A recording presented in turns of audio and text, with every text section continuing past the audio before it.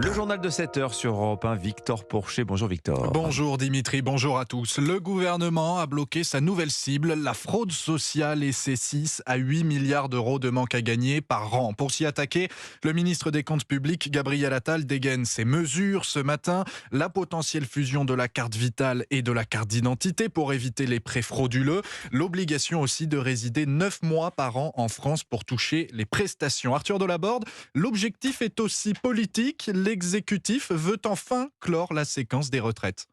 Oui, Gabriel Attal s'attaque à un sujet populaire et grand public. Il affirme vouloir mener cette lutte contre la fraude sociale sans instrumentalisation, sans stigmatisation, mais avec pragmatisme. Une approche consensuelle destinée à recréer un peu de cohésion nationale et tenter de panser les plaies laissées par la réforme des retraites. Le ministre des Comptes publics définit lui-même sa ligne comme ambitieuse et crédible. Il espère ainsi afficher des résultats rapides et tangibles, car il sait que le volet communication ne suffira pas sur ce sujet. S'il y a une volonté quasi générale de voir renforcer la lutte contre le fléau de la fraude sociale, celle-ci s'accompagne dans l'opinion d'un grand scepticisme. L'idée, c'est avant tout de s'adresser à cette France qui pense ne pas avoir droit aux aides et considère qu'il y a des abus. C'est donc principalement aux classes moyennes que l'ancien porte-parole du gouvernement veut parler. Il sait tout l'enjeu électoral que représente cette catégorie. Si elle venait à basculer du côté du Rassemblement national, cela donnerait sans doute un avantage décisif au parti de Marine Le Pen, qui domine déjà très largement dans les catégories populaires. Arthur Delaborde du service politique d'Europe 1. Et puis je vous le disais à l'instant, Moscou attaqué par des drones tôt ce matin.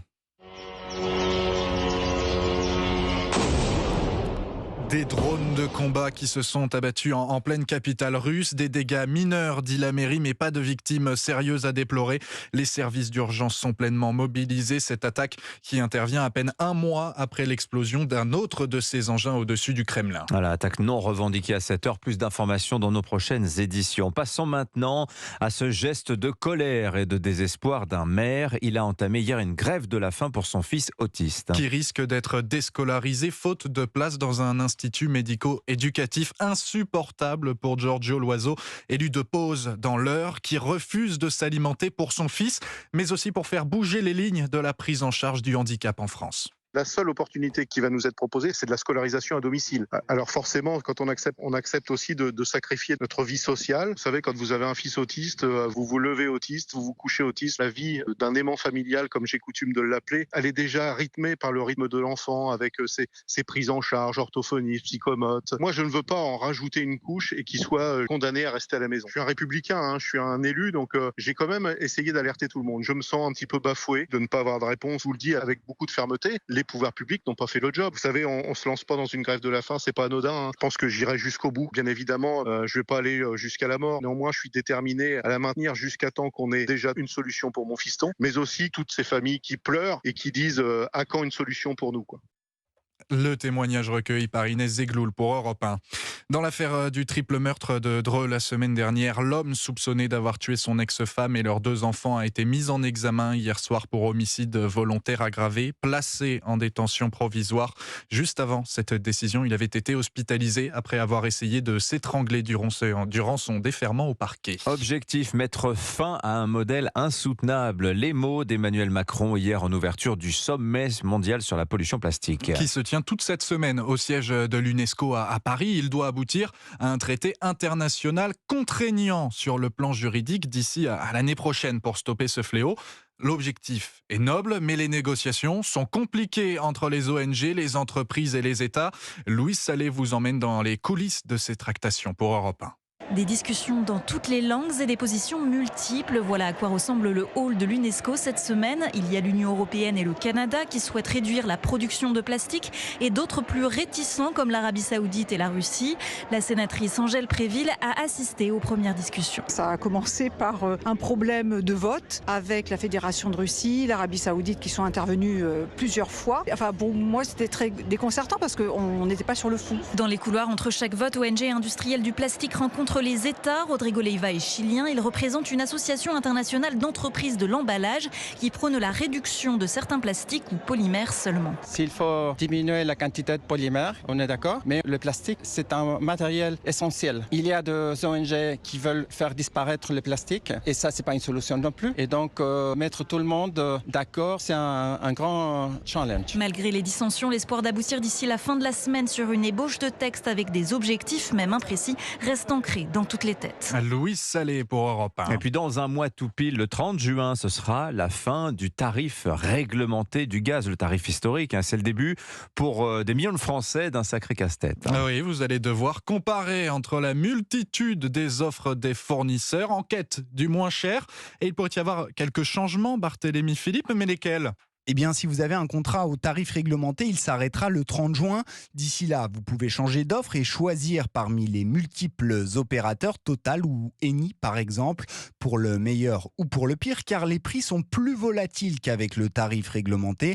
Et pour cause, ils sont indexés sur les cours du marché du gaz. En revanche, si vous ne faites rien, vous basculerez automatiquement sur un nouveau contrat. Chez Engie, c'est l'offre passerelle dont le tarif est calculé par la Commission de régulation de l'énergie.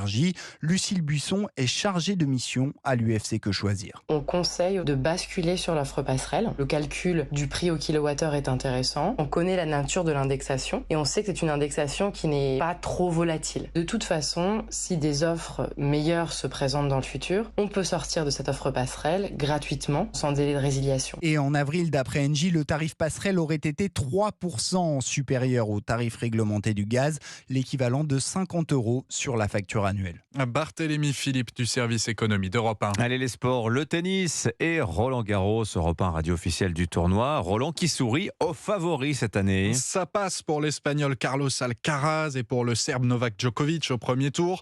Côté français, hier, qualification pour le jeune Lucas Von Haché et pour Caroline Garcia.